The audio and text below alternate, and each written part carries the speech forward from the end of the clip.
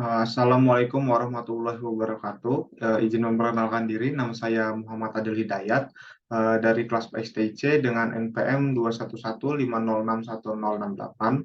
Nah, jadi pada video kali ini saya akan menjelaskan mengenai praktikum sistem operasi percobaan pertama, yaitu mengenai proses dan trip. Di sini langsung saja kita masuk ke percobaannya. Nah, di sini kita disuruh untuk menjalankan simulator berupa CPU simulator, lalu kita menuliskan kode pada compiler berupa kode program trig 1. Ini langsung kita copy paste saja untuk kode programnya. Nah, ini untuk di CPU simulator kita dapat masuk ke compiler untuk memasukkan source code yang sudah kita copy tadi. Langsung kita pastikan di dalam program source inputnya untuk menginputkan kodenya. Nah, setelah kita inputkan, di sini kita dapat mengcompile programnya. Jadi compile ini merupakan proses untuk membaca source code untuk dijadikan sebuah program. Setelah compile selesai dijalankan, kita bakal masukkan ke load in memory. Oke, setelah masuk kita load in memory berhasil. Nah, di sini kita dapat lihat untuk CPU simulatornya. Selanjutnya pada percobaannya di sini kita disuruh masuk ke jendela OS simulator, lalu kita buat proses baru. Langsung aja kita buat. Oke. Jadi di sini setelah kita buat load in memory, kita buka OS, lalu kita buat proses baru. Nah, jadi ini programnya yang sudah kita compile tadi ada trig test 1. Program ini program dari source code yang sudah kita compile tadi, dan lalu kita load in memory bakal masuk ke dalam program ini. Lalu di sini kita langsung buat aja proses baru. Oh ya, di sini kita menggunakan schedulernya menggunakan round robin ya dengan 10 ticks. Ini kita mengikuti modul ya. Di sini kita jadwalnya itu round robin 10 ticks ya dengan kecepatan simulasi maksimum. Oke, nah jadi ini kita kecepatan simulasinya itu kita maksimum. Oke, baru kita buat prosesnya. Nah, jadi di tabel yang biru ini merupakan proses yang ready atau ready queue atau antrian yang siap dijalankan oleh CPU gitu. Nah, untuk menjalankannya kita langsung tinggal klik aja start di sini. Nah, jadi prosesnya yang ready queue-nya ini di antrian dia bakal masuk ke running proses dan akan dijalankan oleh program. Selanjutnya kita lihat di modul, kita coba bisa lihat view process list atau process tree, lalu kita identifikasi proses induk dan proses turunannya. Dan juga di sini ada berapakah jumlah proses yang telah dibuat, dan sebutkan mana disebut proses yang disebut pada tree. Oke. Nah, ini kita lihat programnya sedang running. Kita bisa melihat tree-nya, proses list ya, di view proses list. Lalu di sini terdapat dua proses list. Yang pertama ada T1 dan P1T0. Nah, ini kita lihat bahwa pada penjalanan proses ini prosesnya itu dilakukan secara bergantian. Di sini kita lihat T1 itu ready, lalu bergantian running, bergantian dengan proses list yang kedua yaitu P1T0. Jadi ganti-gantian. Setelah proses 1 dijalankan, proses kedua itu menunggu antrian. Setelah proses 1 selesai, akan digantikan oleh proses 2, seperti itu. Nah, ini untuk proses P-nya kita lihat. Terdapat tes 1, di bawahnya ada proses P1T20. Nah, ini kita bisa lihat ya, untuk proses itu dilakukan secara berganti-gantian. Jadi seperti itu. Nah, lalu kita bisa lihat output dari source code tersebut. Nah, di sini ada output-nya berupa in main dan intrit 2. Nah, ini didapatkan dari mana? Kita jika menganalisa kodenya di sini in main didapatkan dari fungsi write in, di mana di sini terdapat text in main, yaitu fungsi untuk menampilkan text in main. Jadi di sini muncul in main. Lalu yang kedua ada intrit 2, di sini didapatkan dari fungsi write in untuk menampilkan teks intrit 2.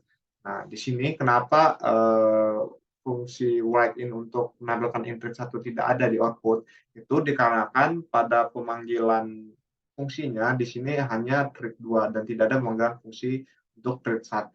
Jadi trit 1 tidak keluar sebagai output di pada program. Baik, mungkin sekian untuk yang program kode 1 ya. Kita lanjut ke kode kedua, ini kita bisa clear dulu untuk output-nya. Lalu di program di OS simulatornya kita bisa kill dulu. Nah, kill ini merupakan proses untuk mematikan sebuah proses ya, dan menghapus sebuah proses yang ada di queue. Dan lalu di sini juga di program listnya kita bisa remove all program. Oke, jadi udah kosong ya program listnya. Lalu di sini kita bakal coba source code yang kedua, yaitu treat test 2. Di sini kita bakal coba.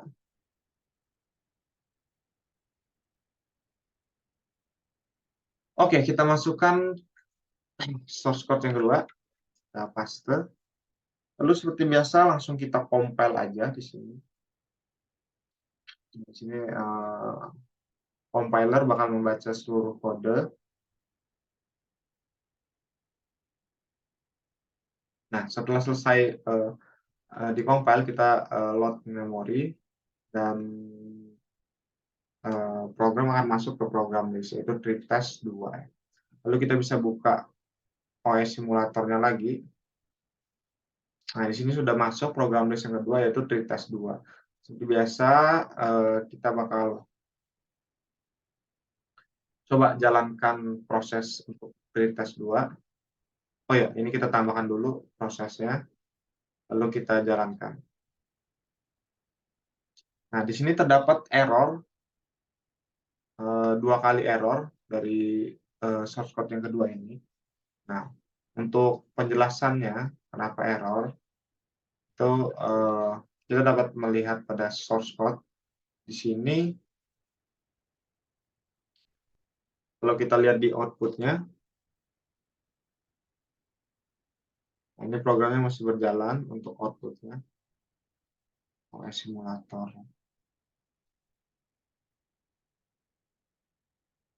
Nah, oke. Jadi di sini prosesnya sudah selesai dijalankan dan hanya ada output in main gitu ya. Nah, ini disebabkan error. Nah, errornya ini kita dikarenakan pada source code-nya ada error, yaitu berupa variabel pemanggilan variabel S1 dan S2 untuk menampilkan isi dari variabel S1 dan S2, yaitu hello 1 dan hello 2. Caranya kita bisa dengan cara menambahkan kode wait di sini. Coba clear. Oke. Setelah kita tambahkan wait, kita bakal coba remove dulu yang tadi. Oke. Remove, lalu kita compile lagi. Kita coba jalankan jika kita tambahkan fungsi wait. Oke, kita load memori, lalu kita ke OS simulator, kita buat new proses, lalu kita bakal coba jalankan. Seharusnya di sini error yang tadi itu sudah hilang. Oke, jadi di sini setelah kita lihat, terdapat 3 proses yang terjadi pada source code yang kedua, dan tidak terjadi error. Di sini ada proses waiting, ready, running, waiting, ready, running. Jadi kayak prosesnya itu dilakukan secara berganti-ganti. Dan errornya juga tadi sudah nggak ada, lalu kita bisa lihat input dan outputnya. Di sini ada output in main, intrit 2, intrit 1, Nah, oke, jadi ini didapatkan dari source code. Nah, source code ini merupakan panggilan intrit 1 dan pemanggilan intrit 2. Jadi,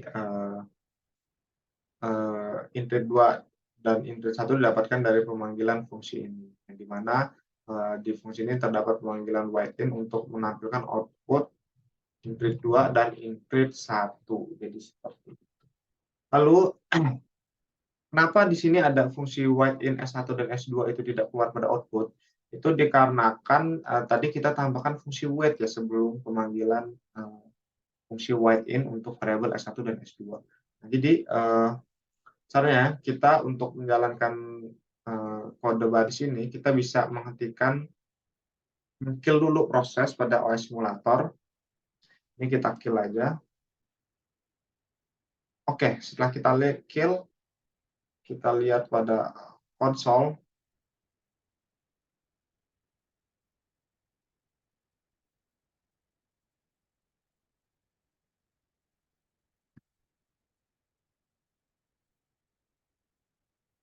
Coba kita tekan lagi.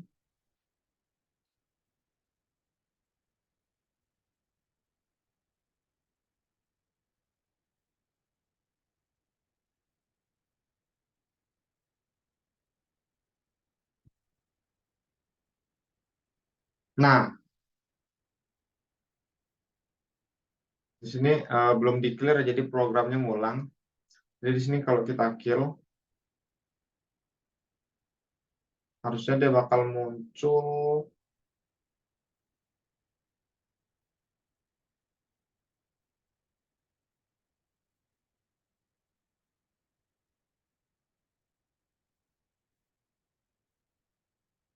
hello 1 dan hello 2 setelah kita kill, untuk, running prosesnya tadi ya, karena, di pada server ini terdapat wait. Jadi, main lalu kita kill, baru dia muncul, penulisan untuk menambahkan output variabel S1 dan S2, jadi seperti itu. Mungkin, sekian penjelasan saya mengenai, source code program yang kedua, rate yang kedua.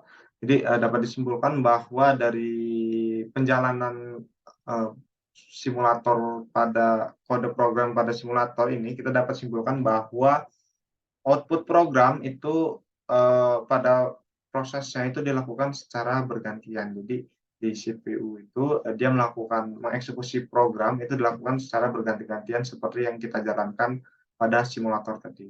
Jadi mungkin sekian dari saya, kurang lebihnya saya mohon maaf. Saya akhiri. Wassalamualaikum warahmatullahi wabarakatuh.